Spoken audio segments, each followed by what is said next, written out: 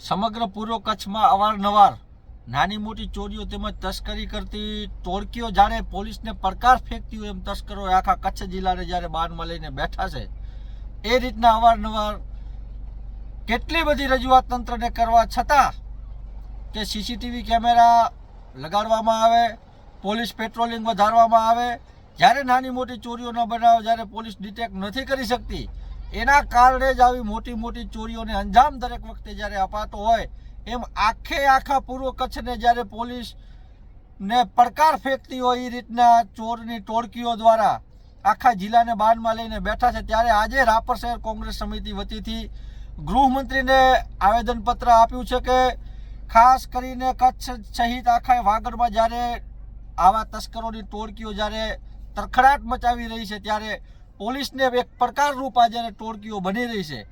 તાજેતરમાં જ રાપર શહેરના અયોધ્યાપુરી વિસ્તારમાં ચડ્ડી ગેંગના નામે વિખ્યાત એક ચોરોની ટોળકીઓએ 5 થી 6 મકાનોના તાળા તોડ્યા હતા, જેના સીસીટીવી ફૂટેજ વાયરલ થતા લોકોમાં ભયનો માહોલ સર્જાણો છે। એમ આખા રાપર શહેરની અંદરમાં અત્યારે ભયનો માહોલ છે કે આવા ચોરો જે હજી સુધી ચોરી થઈ ગયા અને આજે 4-5 દિવસ થયા પણ હજી સુધી આ ચોરો ડિટેક્ટ નથી થયા, એના કારણે શહેરના લોકોમાં એક ભયનો માહોલ સર્જ્યો છે। અને આ ચડ્ડી ગેંગ જ્યારે પોલીસને પડકાર ફેંકતી હોય એ રીતના ખુલ્લેઆમ તરખડાટ મચાવી રહ્યો છે। વાગડના બીજા પણ ઘણા બધા વિસ્તારોમાં ચડ્ડી ગેંગ દેખાણી હોવાના વિડીયો તેમજ લોકમુખે ચર્ચાઓ થઈ રહી છે। એમ રાપરમાં અને વાગડ વિસ્તારમાં અવારનવાર નાની મોટી ચોરીઓને અને તસ્કરીઓને જ્યારે અંજામ અપાતો હોય છે ત્યારે અમે વારે ઘડીએ રજૂઆત કરતા હોઈએ છીએ કે સીસીટીવી કેમેરાનું જે કામ છે એ કરવામાં આવે, સીસીટીવી કેમેરા લગાવવામાં આવે, પાલિકા દ્વારા અથવા જવાબદાર તંત્ર દ્વારા સીસીટીવી કેમેરા લગાવી અને આ સીસીટીવી કેમેરાનું ફૂટેજ પોલીસ સ્ટેશને આપવામાં આવે। આ પોલીસ સ્ટેશનેથી સીસીટીવી કેમેરાનું સંચાલન થાય તો ઘણી ખરી ચોરીઓમાં બનતી ઘટનાઓ પણ અટકાવી શકાશે। કારણ કે રાપરની અંદરમાં જે આ ચડ્ડી ગેંગ દ્વારા ચોરીની ઘટનાને અંજામ આપવામાં આવ્યો એમાં સ્પષ્ટપણે દેખાઈ રહ્યું છે કે 2 કલાક કરતાં વધારે સમય આ ગેંગ અહીંયા કને વિતાવે છે અને ત્યાં કોઈ પણ પ્રકારની બીજી હલનચલન થતી નથી, જાણે આખા વિસ્તારને બાનમાં લઈને બેઠા હોય એ રીતના। અને ખાસ તો આ લોકો જ્યારે પોલીસને ચેલેન્જ ફેંકી રહી છે એવી રીતના બાનમાં લઈને બેઠા છે। ત્યારે અમારી ગૃહમંત્રી સાહેબને વિનંતી છે કે રાપરની અંદરમાં પણ પરપ્રાંતીય લોકો ખાસ કરીને મધ્યપ્રદેશ, ઉત્તર પ્રદેશ, બિહાર અને રાજસ્થાન સહિત કેટલા બધા પ્રદેશોમાંથી જ્યારે પરપ્રાંતીય લોકો અહીંયા વસવાટ કરી રહ્યા છે એમનું કોઈ પણ પ્રકારનું પોલીસ વેરિફિકેશન નથી થતું। અગાઉ પણ અમારા દ્વારા આવી માંગણી મૂકવામાં આવી છે કે પોલીસ વેરિફિકેશન કરીને અહીંયા કને લોકોને મકાન ભાડે આપવામાં આવે કે અહીંયા રહેવા દેવામાં આવે। અને આવું ન થતું હોવાના કારણે કેટલાય પરપ્રાંતીય લોકો જેમાં ક્રિમિનલ હિસ્ટ્રી ઇતિહાસ ધરાવતા લોકો પણ અહીંયા અવારનવાર આવજાવ કરતા રહે છે। આમનું પોલીસ વેરિફિકેશન ના થયું હોવાના કારણે ઘણા ખરા બનાવો એવા છે કે આવા લોકો દ્વારા ઘટનાઓને અંજામ અપાતી હોય છે પણ આવા લોકોને ડિટેક્ટ કરી શકાતા નથી। એટલે અમારી રજૂઆત એવી છે કે ખાસ કરીને વાગડ અને રાપરમાં વસતા આવા હજારો લોકો જે છે જે બહાર ધંધારથી અહીંયા લોકો આવ્યા છે એમનું પોલીસ વેરિફિકેશન નથી થયું, આવા બિલ્ડરો ઉપર પણ જે ખાસ કરીને રાપરમાં મોટા મોટા બિલ્ડરો દ્વારા આવા લોકોને મધ્યપ્રદેશ અને ઉત્તર પ્રદેશ, રાજસ્થાન, બિહાર સહિત વિવિધ જગ્યાઓથી અહીંયા કને લવાય છે, જે 200, 400, 500ની સંખ્યામાં આવા કેટલાય ધણો અહીંયા કને રહે છે જેનું પોલીસ રેકર્ડમાં કોઈ એનું વેરિફિકેશન થયેલું નથી। તો ખાસ કરીને આવા બિલ્ડરો ઉપર પણ કાર્યવાહી કરવામાં આવે જે ડાયરેક્ટ પરપ્રાંતીય લોકોને લઈ આવે છે અને જેનું પોલીસ વેરિફિકેશન નથી કરતા। અને બીજું તો આ વાગડ વિસ્તારની અંદરમાં અમને જે મકાનો ભાડે મળી રહ્યા છે પોલીસ વેરિફિકેશન વગર, એમને કોઈ ઓળખતું નથી છતાં મકાનો ભાડે મળી રહ્યા છે, તો આવા મકાન માલિકો ઉપર પણ કાર્યવાહી કરવામાં આવે જે પોલીસ વેરિફિકેશન વગર અમને મકાન ભાડે આપે છે।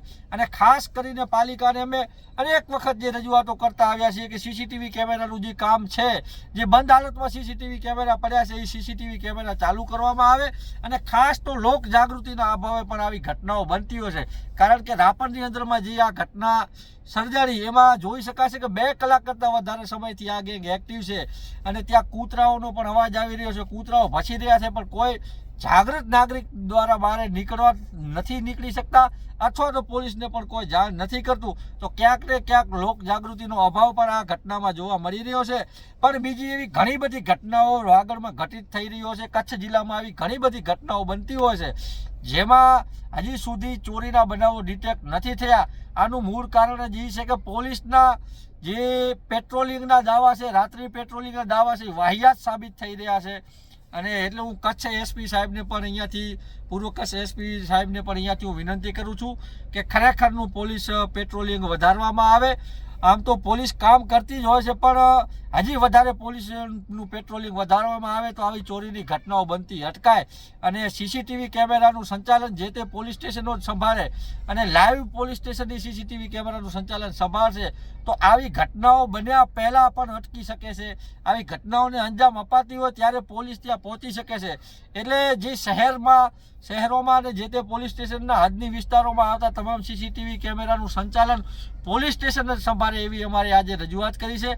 અને ખાસ કરીને જે પરપ્રાંતીય લોકો અહીંયા વસે છે એમનું પોલીસ વેરિફિકેશન થાય અને પોલીસ વેરિફિકેશન વગર જે બિલ્ડરો અને કોન્ટ્રાક્ટરો આવા લોકોને, બહારના લોકોને અહીંયા લઈ આવે છે એમની ઉપર કાયદેસરની કાર્યવાહી થાય તો આવી ઘટનાઓને રોકી શકાય.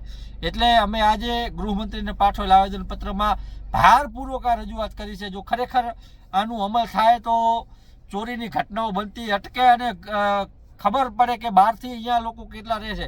કારણ કે જે ચડ્ડી ગેંગના જે સાગરીતો દેખાઈ રહ્યા છે એ પ્રથમ દ્રષ્ટિએ એવું જણાઈ આવે છે, જે સીસીટીવી કેમેરાના ફૂટેજ વાયરલ થઈ રહ્યા છે એમાં, કે આ કોઈ ખરેખર પરપ્રાંતીય લોકો હોઈ શકે, આ લોકલ લોકો નથી એવું એમાં સ્પષ્ટપણે દેખાઈ રહ્યું છે. અને પરપ્રાંતીય લોકો ભૂતકાળમાં પણ રાપરમાં હત્યા સહિતની ઘટનાઓને અંજામ આપી ચૂક્યા છે.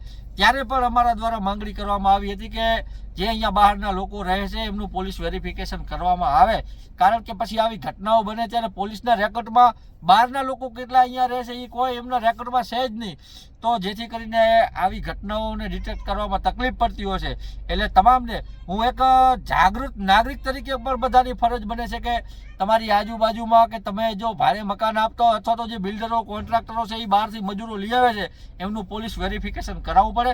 એટલે હું તમામ લોકોને પણ વિનંતી કરું છું કે તમારી આજુબાજુમાં કે તમારા આડોશ પાડોશમાં કોઈ આવા બહારના રાજ્યોના લોકો વસતા હોય તો એમનું પોલીસ સ્ટેશને જાણ કરી અને એમનું પોલીસ વેરિફિકેશન કરાવવામાં આવે એવી હું અહીંયાથી બધાને વિનંતી કરું છું. ધન્યવાદ.